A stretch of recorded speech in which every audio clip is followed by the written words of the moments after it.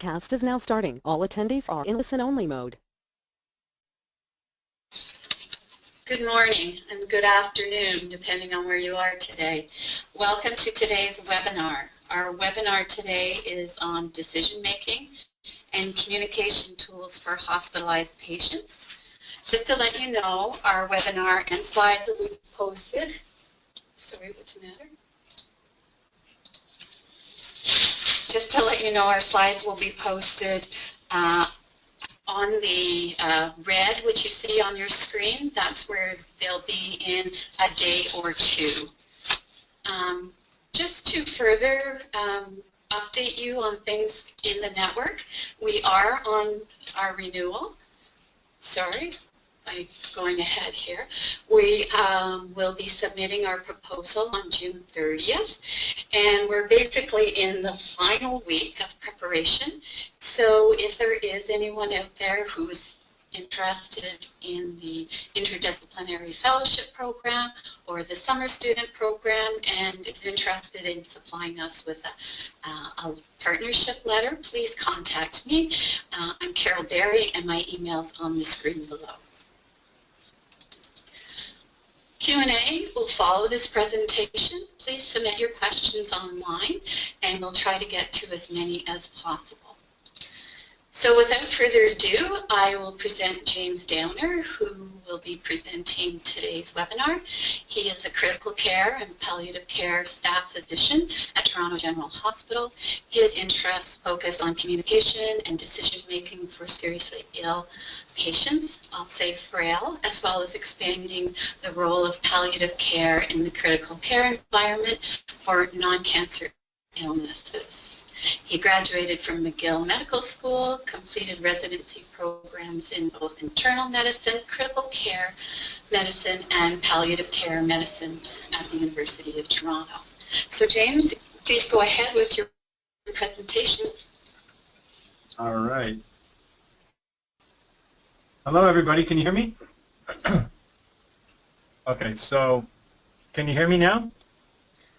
I can hear you, yes. Great. And can everybody see the title slide? Yes. Great. Okay. Well, I'm going to get started. Thank you so much for inviting me to do this webinar today, and to everybody for attending. I thank you. So I'm going to present the results of a very, very graciously funded pilot project that we did back when CFN was in its previous iteration of TVN. So you'll note the old TVN logo. I haven't updated it.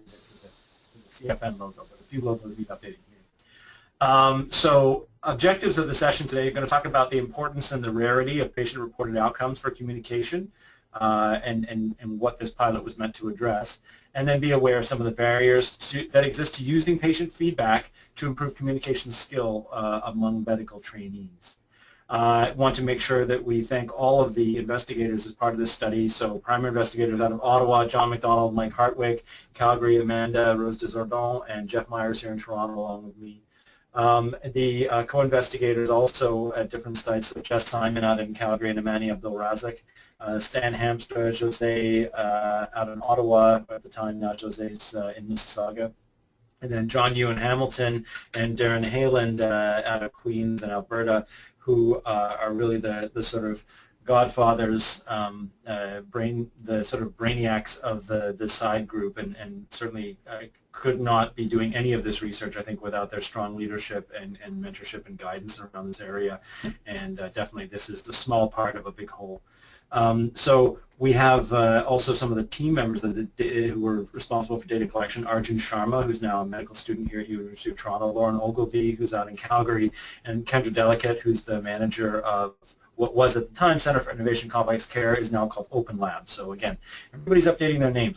Maybe I should update my name too. If you have a suggestion for how I could rename myself, please type it in the comment box. The other funding partner is, of course, TVN, now CFN, supported by Government Canada.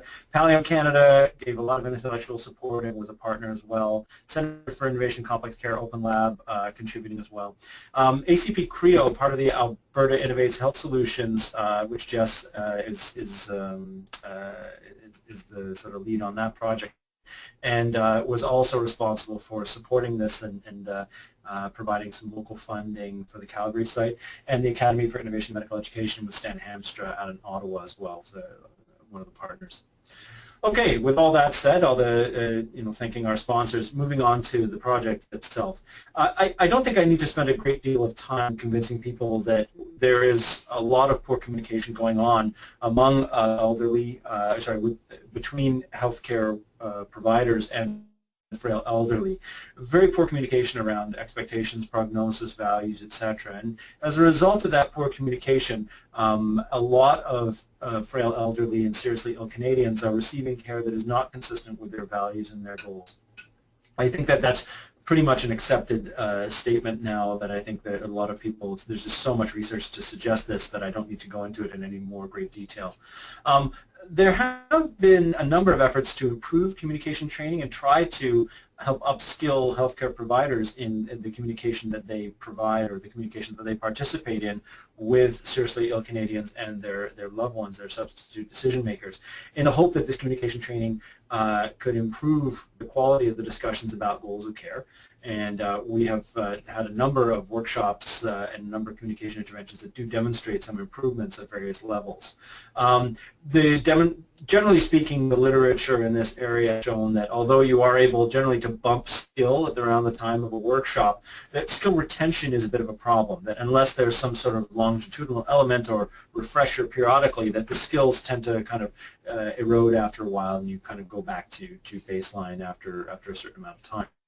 A lot of effort being put into reflective learning and values of reflective learning, that people can then continue to learn and build on their experiences at the bedside to improve and retain improvements in communication skill.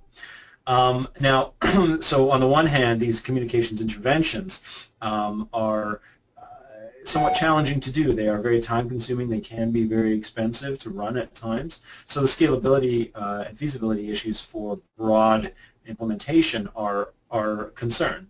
And at the same time, most of the data out there on the effectiveness of these interventions is sort of using the lower Kirkpatrick levels, so not looking at patient-reported outcomes or patient-level measures, but rather sort of skill acquisition or reflection, the sort of 1 or 2 level Kirkpatrick measures.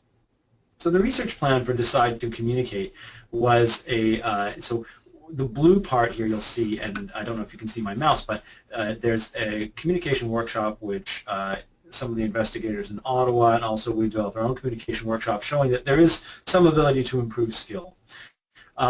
We were hoping to move towards ultimately a big study in green here, a multi-center trial of multimodal longitudinal communication training for medical trainees using patient-level outcomes. But before we got there, we wanted to try to pilot and build those elements of the intervention. So that was the purpose of this study, with these 2 red boxes. On the one hand, looking at a platform for longitudinal communication education, giving resources and giving feedback to trainees to help them on a longitudinal basis reflect on their experiences and build skills.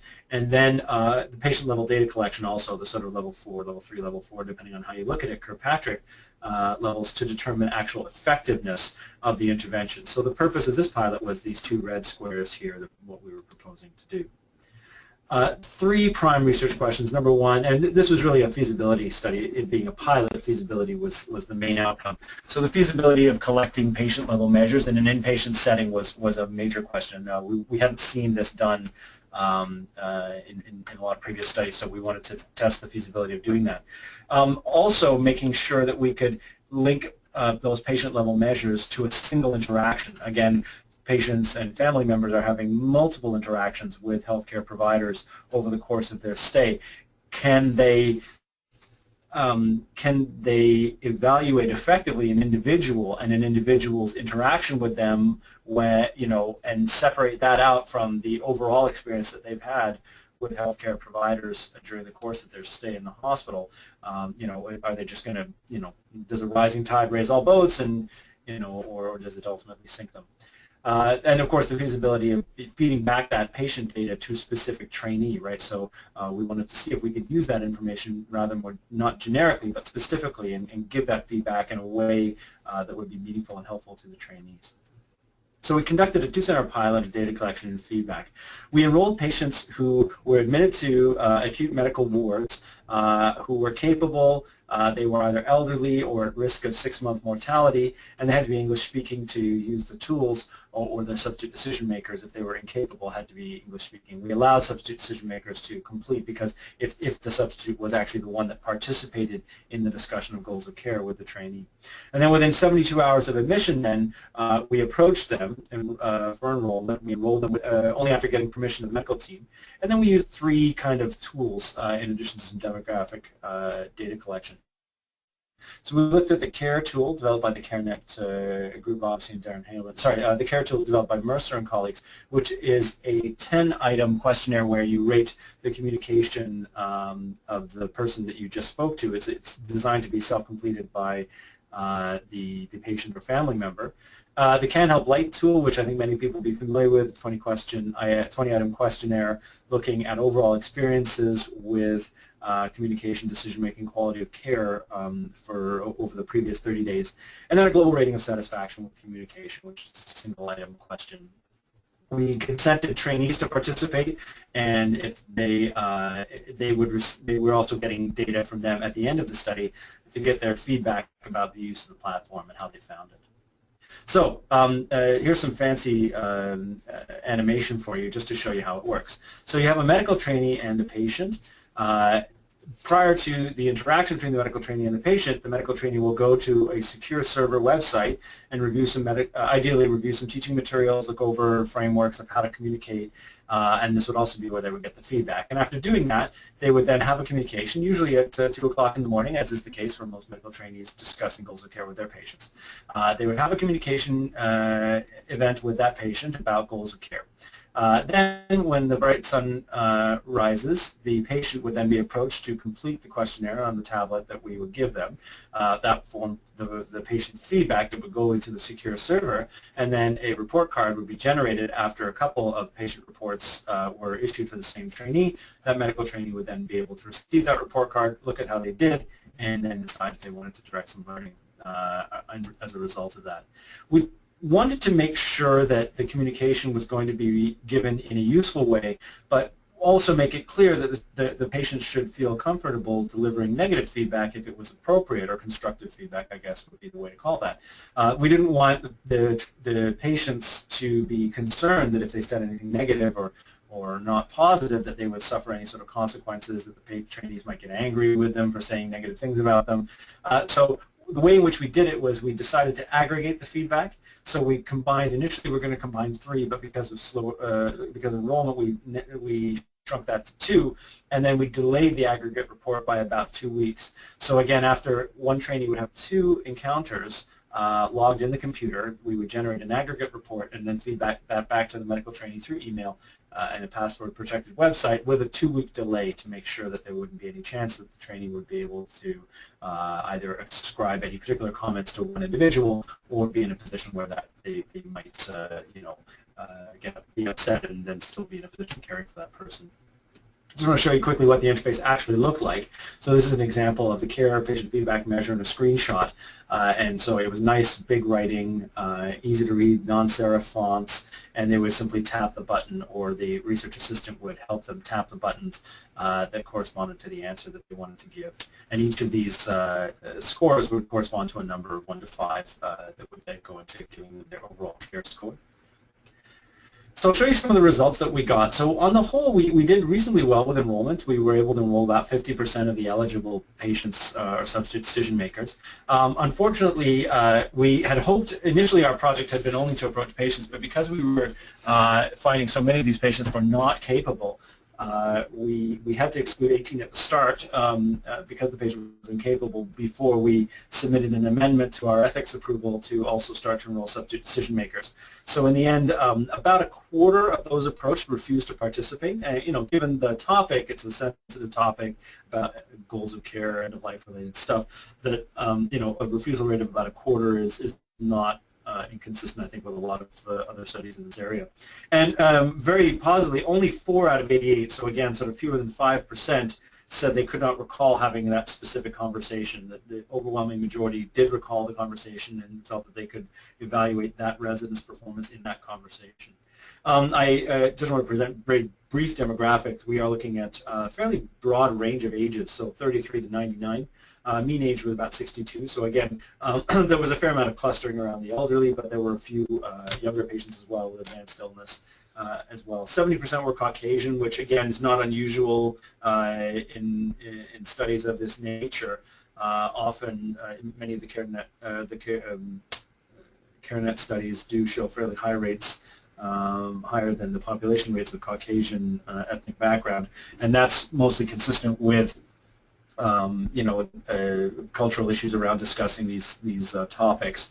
It just tends to be the nature of the studies that you get high rates of Caucasian respondents and participants.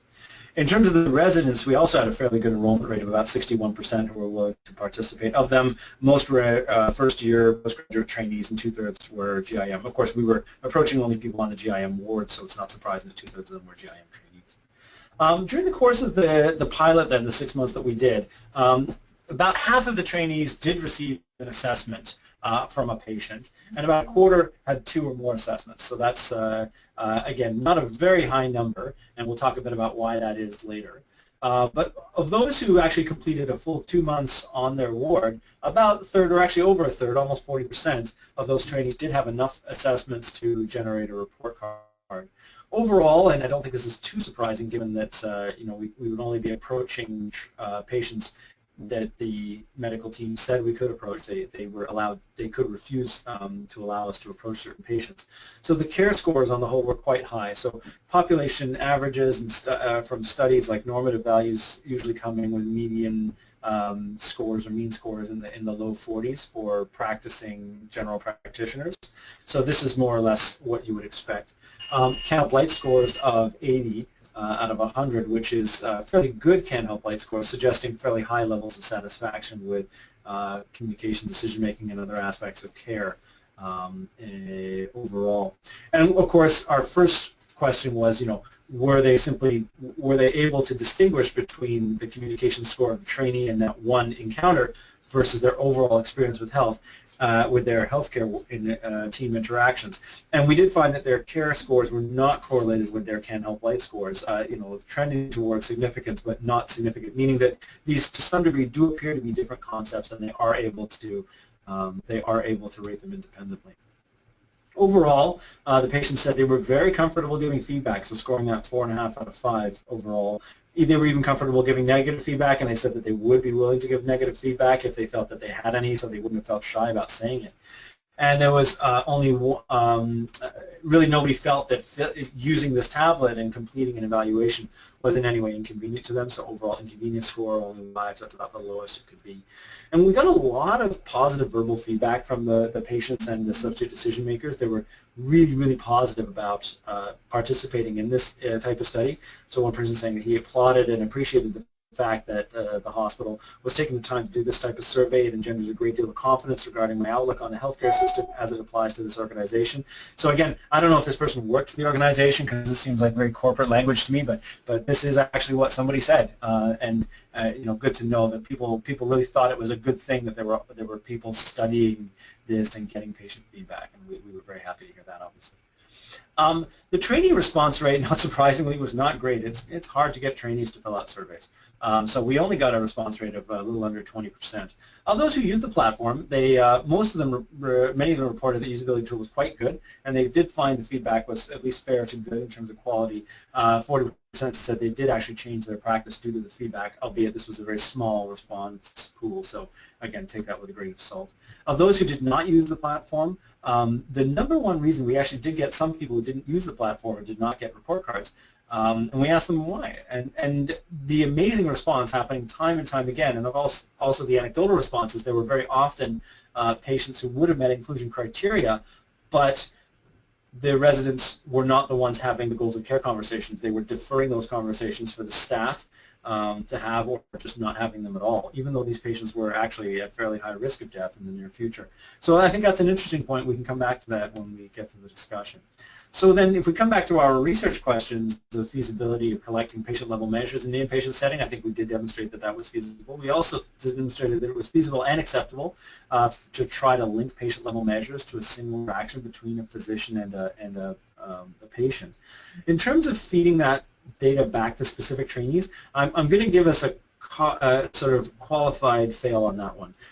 You know, we certainly seemed in some cases to do very well and get a very high response rate and get a lot of feedback, and in other situations we did not. So, you know, and I think that that was not necessarily a failure of the platform and of the approach, but rather a broader issue of whether or not these trainees are even participating in the conversations to begin with, which I think is a bit of a little surprising finding from my perspective. I was quite surprised to learn that. And what's interesting is that we found that at both sites.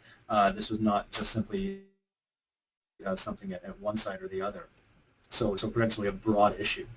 So some lessons and discussion points here. I think looking at the overall enrollment was fairly good. It was consistent certainly with other advanced care planning studies done in these institutions previously with the CareNet group, like Decide and Accept, and a fairly low refusal rate, you know, given the sensitive nature of the subject. The patients and subject decision makers are able to rate individual trainees, as we discussed. They were able to remember the encounter. They weren't surprised that we were asking them.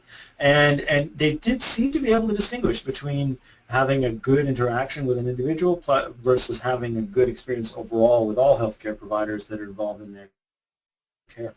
The main lesson, obviously, is that trainees are frankly not having goals of care discussions. A lot of them are just not doing this. It's left for the attending staff. It's left for others to do. And this, I think, represents a reflection of a number of factors, but people do tend, I think, to be concerned about the legal consequences of these conversations, the implication of the conversations. They're stressful conversations.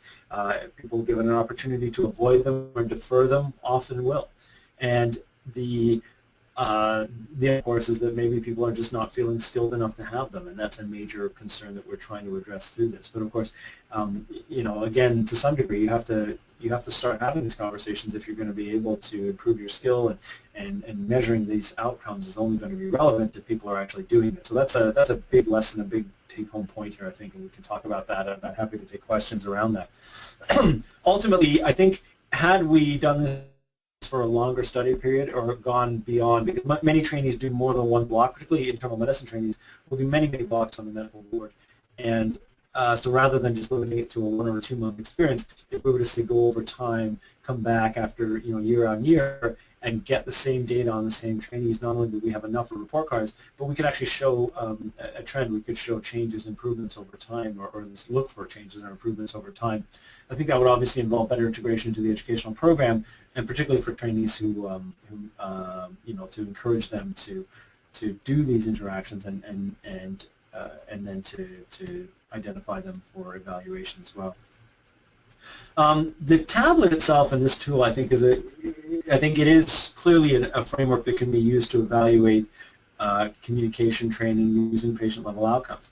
Now, that could be very helpful for residency training programs, certainly as we move towards a competency-based framework of evaluation and training. In Canada, I think that having this type of patient-level outcomes and a platform for measuring them and recording them is going to be potentially of great value. I think there are also a lot of implications and uses for this type of tool for other things, like corporations looking to evaluate nurses. There's no reason it has to be physician-specific. Looking at the effectiveness on a ward of, for example, corporate-level interventions to improve advanced care planning or communication skill. It doesn't have to be restricted to residents, but you can look over time and see how you're being evaluated, and it does certainly provide the ability to sort of automatically collect this data and compile it in an aggregated way. Certainly there's a lot of attention on improving the quality or measuring the quality of interactions, and this enables people to do so in a much more anonymous way, in a much more, I think, reliable way than the paper forms that are sometimes advocated, or expecting physicians to hand out their own surveys to patients and then collect their own surveys and then hand them into a central office. I think has very obvious concerns about using that approach, this would get around all of those issues. Certainly as a bedside communication resource for trainees about to go in and maybe nervous about an interaction or wanting to check some stuff last minute. Week 2 is a wonderful educational modules being developed as part of Leap 2, and a lot of communication is a major component of that. So incorporating Leap material into that would be very valuable, or other educational criteria. It's a pretty versatile platform, and you can put pretty much anything you want in it. Future collaboration, I think the other big thing we identified now, of course, is the idea that the faculty have to get on board, that in order to make sure that the trainees are having these conversations and getting feedback about them, and as part, of course, of a longitudinal approach, you want to make sure that the faculty feel comfortable and skilled in teaching communication skills and giving feedback about it. Teaching communication skills is not always the easiest thing, but giving feedback is even harder. Many trainees will be perfectly willing to have medical knowledge gaps identified, and people who are not strong in certain areas are pretty good at knowing where they're good and where they're not good. But when it comes to communication skill, it's a bit of a different story. So people tend to be like your communication skill is very much tied to your sense of self. People, there's a very much an ideal self-image that everybody wants to think that they're good communicators. So when someone criticizes your approach to communication or suggests that you have poor communication skills, people can get very defensive very quickly, and it makes it very challenging then to incorporate any sort of learning. People get defensive and they argue that no, you actually are a good communicator, and the other person's wrong, and there's no gold standard to apply here. So, there's certainly, I think all of us have had the experience of trying to give feedback and having that blow up in your face. Anyway, Amanda Rose Desjardins in Calgary is leading a really cool project on faculty development, which is a bit of a head scratcher, so I'll walk you through it. But it uses simulation-based training to teach, so it's a train-the-trainer model. So the staff would come to a workshop and they would watch, you'll have a video with an actor playing a resident and an actor playing a patient. And the residents, the actor playing the resident will display certain communication skills that they are either strong in some areas, not as strong in other areas, things that you might want to give feedback about. So you'll watch that video, and then you go into a standardized scenario with an actor playing a resident, so a standardized resident. And so you're giving feedback to the resident about what you saw in the video, about what they did well, what they could improve on, etc.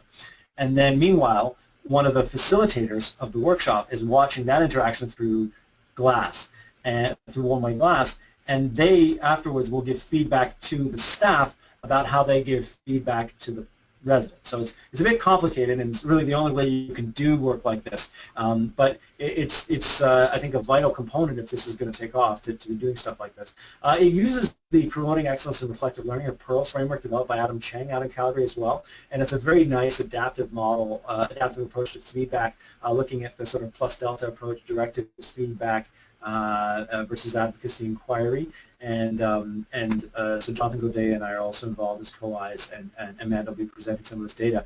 But just a sneak peek based on submitted abstract that she'll be presenting later, is that the first iteration of the workshop that she ran, looking at 21 faculty, meaning 15 years in practice. Not many had had feedback training in the past, but as a result of her workshop, there was a significant increase in feedback domains as self-evaluated, of course, both in giving directive feedback, using the plus delta approach, and using advocacy inquiry as an approach to giving feedback to trainees. So anyway, promising stuff. Stay tuned. Hopefully we'll see good things from that in the future. So putting this into our knowledge to action cycle, again, the green stuff is stuff that we feel we've done. The red stuff is stuff that we're sort of proposed and looking to use. So we feel like we've kind of gotten up to the point of a communication intervention, that we've got an intervention that we want to try. Obviously, it could be trained, it could be changed and modified and improved. But this purpose of this was then to look at knowledge use and collect some patient-level outcomes, to evaluate those outcomes and look for changes following the intervention, and then hopefully sustain the knowledge use as well, using this longitudinal patient feedback approach. You'll constantly be getting iterative feedback. You'll constantly have access to the teaching material so that that can be sustained and take it from there. Future directions as well. This was a fairly time-consuming and labor-intensive process for our RAs to go to the wards, handing out tablets to people, finding convenient times for them to go. So could this be automated? Could we be using drones to distribute the tablet or get the feedback themselves? And I think, whether it's a flying drone or a Dalek, I mean, I'm not picky. I think we could use any number of these approaches to try to get this done. But it all speaks to the feasibility of the approach. And once again, just want to thank everybody on the D2C team listed here for their intellectual input and their thoughts. We're hoping to sort of sit down, look at some of this data, look at other directions of interpretation, and then seeking out publication. And of course, a big thank you to CFN for funding the project. Without your support, this project would never have happened. We'd never gotten this off the ground. And we're really excited about opportunities to use this on other projects in the future. So with that, I'm going to conclude, and thank you, and I'm interested in taking any questions. Great, thank you, James. That was an excellent presentation, and maybe you want to come with us to our proposal presentation. Absolutely. Is Justin going to be there? Pardon me? Is Justin going to be there? Justin Trudeau? Yeah.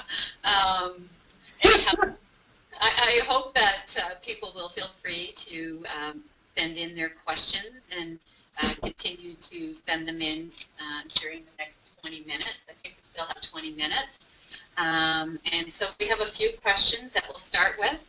And I guess the other thing is to use the question feature on the GoToWebinar, and that will get your question to us.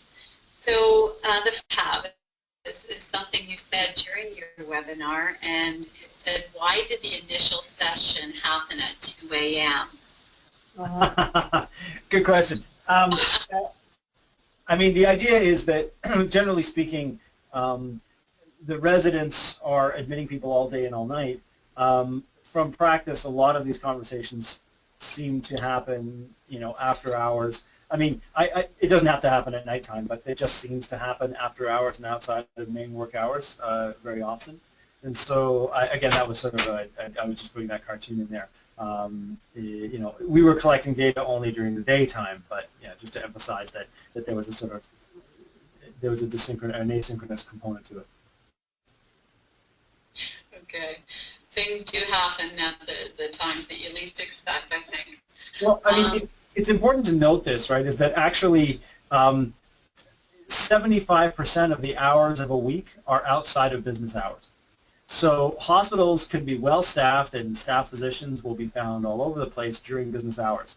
75% of the time, you're being admitted most of the time, but 75% of the hours of a week, if somebody's going to be having this conversation with you, it is very likely not going to be a trained staff physician. It's going to be a trainee. Yeah, the odds are. Mm-hmm. So I have another question here is, what are the challenges to assessing and improving communication skill among trainees? So I spoke to some of the issues. I mean, one of the big problems is, of course, and this is a very long answer. There could be a very long answer to this question, but I'll try to keep it short. From our experience, money and time are big factors. So we like to use the more experiential learning. We like to use simulation learning. We like to use role modeling and that type of thing. And those can be very time-consuming and be quite expensive. It's always very easy to stand up and lecture people, and it's cheap and fast to lecture people on how to communicate, but probably not that effective. So money and time are a big factor, and certainly with the funding cuts to a lot of programs, there are a lot of people facing the squeeze right now. If you're paying for standardized patients, that's a big ticket item on your budget line as a residency program. When I've run these programs in the past, programs are spending a significant fraction of their annual budget on a 4-hour workshop that I'm running. And so, unless you have that high-level buy-in and not a lot of competition for those funds, you're kind of out of luck. The other issue, of course, is you're competing with all sorts of other attention, and people, again, because it's communication rather than, so to speak, medical expert knowledge, sometimes people will feel that this is not something they need to learn. They don't need to do this. and people will feel they're already very strong, or they hate learning about communication because it's too airy-fairy, and that's a real barrier sometimes. I think that from our experience with the communication workshops, we usually get very, very good feedback about the workshop, that it almost always meets or exceeds expectations, and that people tend to remember it for some time afterwards as a really positive experience. Now, that tends to, by and large, that is the feedback we get on these workshops. But it is a perception sometimes that it's not a good use of time, and so that's a real barrier. And then, of course, defensiveness around this, right? People will argue that there isn't a gold standard, that there isn't an ideal or best practice around how to communicate. That, if people think they're very good communicators and someone tells them they should do something differently, they sometimes will push back if that's not done well. And I've certainly seen experiences where trainees have completely shut down and get so defensive because a simulated interaction didn't go the way they thought it should, or the patient didn't respond to their communication techniques that they were using. And then you're trying to find a way to give them that feedback and get them to open up and try new things, and it's just not being received very well. So again, it speaks to the value of Amanda's project of how to train up our staff to be able to intervene in ways that will not be perceived as a threat by the trainee. And I think if I had to highlight the major barriers, I'd say it would be those barriers. Yeah, I think we've found that here in some of the projects as well, is changing behavior and that self-perception outside of the science and the medical treatment is sometimes hard to, drive change. And I think, maybe from the perspective of the hospital and such, that maybe showing impact on system quality may be a way. But again, you just said there's a competition for resources at all levels, so I get what you're saying. So here's a few other questions that have come up in the last little while. Patrick was wondering what was contained in your web resources, and did you address any shared decision-making domains? Yeah, thank you. That's a great question, Patrick. The answer is yes. So the short version, we were linking it to information that we had provided in the communication workshop that we run for those trainees. So it was meant to link in, and this communication framework is one that we developed for ourselves, but is very much based on the shared decision-making model. So letting patients tell their story, communicating values, communicating choice, supporting decisions, understanding the context of decision-making. All the key elements that you would recognize from shared decision-making models would be in there, perhaps in one form or another. So it's definitely in there. In the report card itself, because what we did was, rather than make one section of the website with teaching material and one section with a report card, we tried to link them so that you couldn't look at your report card without looking at the teaching material, and vice versa. And so the teaching material was actually tied, because we were being evaluated in so many different domains by the CARE tool. We would try to put the teaching material linked to that specific element of the CARE evaluation tool. So, and there would be little videos that they could download to show me or another actor using a communication technique, showing an example of reflection, or showing an example of paraphrases, showing an example of a transition statement, and that sort of thing. So trying to do that in addition to some point form teaching around that as well. So we try to keep it short and bite-sized. Okay, and he has a part 2 to that question was, did you measure the impact of the congruency of patient decisions with their values? Yeah, so we did not do that here. The issue, because this was a pilot study, we only looked at we were only looking at the feasibility of using the platform. I'm assuming that you mean was there a correlation between high CARE scores and congruency of values and the order written for resuscitation of the chart? That's a great question. We would have been, I think, drastically underpowered to measure this. I think the other problem, of course, being is that everybody scored really high on their CARE tool. So there would have been probably some issue of a ceiling effect, and whenever you get ceiling effects, it can be very difficult to measure correlation between the CARE score and the congruency. what we do know, and you can stay tuned for this, but work that Darren and John have done using the Decide and Accept data, it's very clear that employing certain steps and employing elements of advanced care planning do correlate. The more of those steps and more of those elements recognized from expert panels actually do correlate with higher levels of congruency between patient values and the resuscitation order made. But we needed a lot more patients to get that, I think, to get that signal than we would have had in this study. Okay, I have another question from you from Ruth Barker. She said, you touched on this, but can you expand on the self-selection of the residents who may already have had good who were already good communicators who consented to the study? Was there any way to determine if this was the case? Yeah, unfortunately we couldn't, because if they didn't want to participate, we wouldn't know anything about the non-participants in terms of their rationale for not participating or anything about their baseline skills. So again, it was a question of who agreed, who signed up. A participation rate of 61% isn't terrible, but of course, because not all of those people actually got enough that we can measure them, it's hard to say.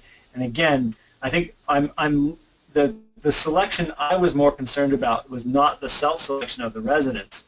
Again, to some degree, you can only deal with the people that are agreeing to work with you, and that's true even outside of a study, right? Like, they don't want to come up, they don't want to come to their educational day, they don't want to participate. You can't force them to. They have to want this. I was more concerned about selection of the patients, because the teams could say, no, don't see this person. And occasionally we would get a comment like, oh, we had a very negative interaction with this person and this family is very upset, or the patient's just learned that he's dying, please don't talk to him. So some of the patients who may have had a negative experience, the team more or less had an opportunity to exclude them from getting that data feedback. That will be an issue, I think, going on a larger scale intervention, understanding that. But inevitably, this is a flaw of everything, of any type of study of this nature, is that to some degree the physicians do get to cherry pick the patients, unless there's a different way of approaching this, where literally everybody on the ward gets approached, and it's not a question where teams will get to sort of block people being approached. If this is part of a corporate-wide or hospital-wide approach, then you might be able to get at that a little bit better.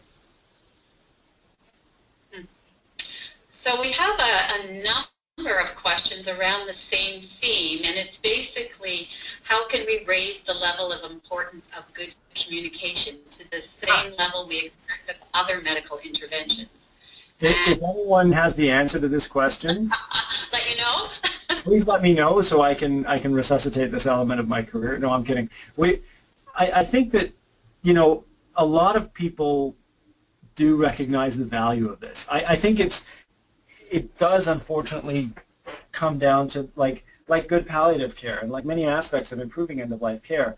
It's kind of common sense, and everybody recognizes that it should be done. And it's only a question of whether they're willing to or able to devote the sufficient resources to it. There are so many competing interests, so much competition for resources, time, and money for trainees.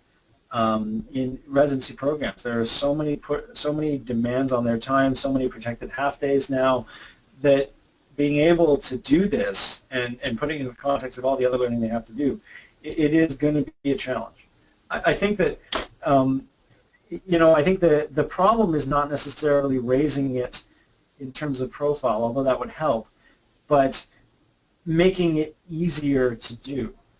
Making it easier to evaluate this and making it more a standard part of what people are expected to do.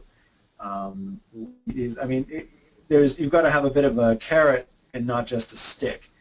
But again, I think that as we move to the competency-based model of evaluation and training, all of a sudden it's no longer sufficient to just do your time on the ward or do your time on this rotation. You actually have to demonstrate skill acquisition. You have to demonstrate competency. And, amazingly, communication and family meetings are actually one of the easiest procedures to to measure in this way. You can schedule them, you can observe them, there are evaluation tools in place, and so actually as we are transitioning to the competency-based education, this is one of those kind of, actually I think program directors will find this very attractive and maybe an opportunity to grow that way. Good thoughts on that. We're getting close to the end, but one of the other questions, and I think it's been raised a few times, is have you considered doing a small study assessing the barriers to discussing goals of care experienced by residents? So I don't have to, because there's been a large study done on this, not a small one. The barriers, a lot of the time, that is identified. So John Yu was the PI of the DECIDE study, which has now been published in, I believe it was JAMA Internal Medicine or CMAJ or some very, very high impact big international journal, looking at these specific barriers from the perspective of healthcare providers. And it was a mixed methods study, and it included residents. So, the major barriers identified, and what's of course not terribly surprising, is that the trainees tend to point the finger at the patients. Unrealistic expectations about care, unrealistic expectations about care, unrealistic expectations of prognosis. Those are the major things that get highlighted. But of course, insufficient time and lack of training are in there. But again, the fingers tend to get pointed. They tend to not put as much emphasis on insufficient skill and time as they do on just the sort of emotion, anger, frustration of patients and family members around this issue. Okay. I think this will be the last question, because I think you may have wanted to address another question that somebody sent you through email, potentially. But we have quite a few students on today, and some of the questions that they've been interested in is maybe giving a couple of examples of the questions that would be asked by residents to elicit goals of care. Well, I'll give you an example of a good question and a bad question. How's that? That's great. Well, when we try to teach, what we're trying to teach is the classic thing, the classic one-item question that kind of is like nail rockboard to an educator in a palliative care position, is when somebody walks in the room and asks, I just want to ask you, if your heart stops, what do you want us to do? Or if your heart stops, do you want us to do everything? Routinely, this is still a very common question that gets asked, and we have tried for generations to get people to stop asking the question that way. Problems with it, of course, being that you're not actually giving any context about why your heart might stop or what would be going on at that time.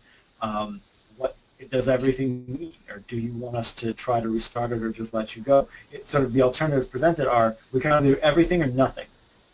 Given the choice between everything and nothing, most people don't like the sound of nothing, even if they don't really like the sound of everything either. They'd rather take everything than nothing. And so that's the real problem, and there are numerous problems with that type of approach.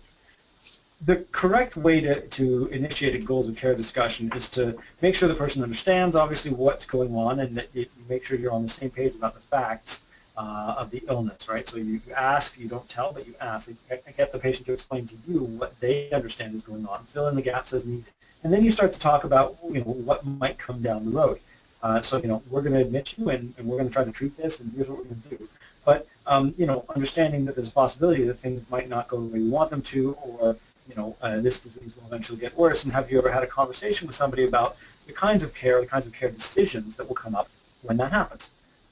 That's kind of an invitation that they can kind of link into previous conversations. Oh yes, and then you can figure out what's their level of readiness and level of understanding about this to decide how much time you need to spend going back over it versus jumping straight to the point. And then making sure that people understand that there are situations when more aggressive care may not be all that effective and be very inconsistent with the values that most people would have, presenting alternatives, and then coming up with a plan that you agree on. If I had to give you a nutshell version of a goal of care conversation, or a good way to start that, it would be, tell me your understanding of what's happening with your health condition right now, or has anyone discussed with you before things called goals of care, or talked to you about resuscitation or life-sustaining measures? And that's sometimes a nice little one-item questionnaire to sort of get people tweaked to thinking about it. And they usually know what you're talking about, and they will pick it up from there. But it's not a bad way to sort of see where they're at. Interesting, yes. James, do you have any other comments to share before we close? I think we have a few minutes. Yeah, I mean, again, really excited about this platform. Unfortunately, because the project ended, it's kind of everything's on ice right now and in cold storage. But we're very keen, obviously, to use it. One of the big aspects of this project that was challenging was actually data security, because it involved patient data at 2 sites. We had to do quite a few things to make sure that the data would remain secure but would still be accessible.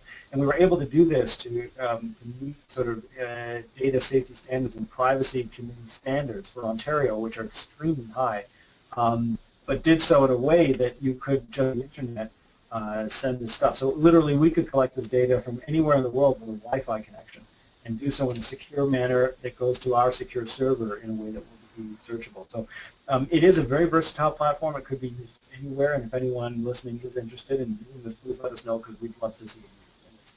And it's just a nominal fee to sort of keep it up and running. Okay. Any more comments? Nobody sent a question saying that they'll send you money to continue, or. Oh, that's all right. Operators are standing by. I'm sure we'll get lots of emails after this. Lots of thank yous for sharing the work today that we're getting on our questions. So thank you again for agreeing to do this webinar and take on the questions and answers today. So basically you'll see the survey and future results or future webinars on your screen. Again, we've put in red where the webinar slides will be in the next day or two, and James' presentation. And there's a brief survey that will pop up on your screen. And this is just to help us improve the webinars or give feedback to our speakers. So the next 2 webinars are July 6th and July 20th, and we hope that everyone can attend and join us. And I think that's it for today. So thanks again for everybody coming on, and James for your great presentation. Everyone have a good day, and that ends today's webinar. Thank you. Thanks, guys. Bye-bye.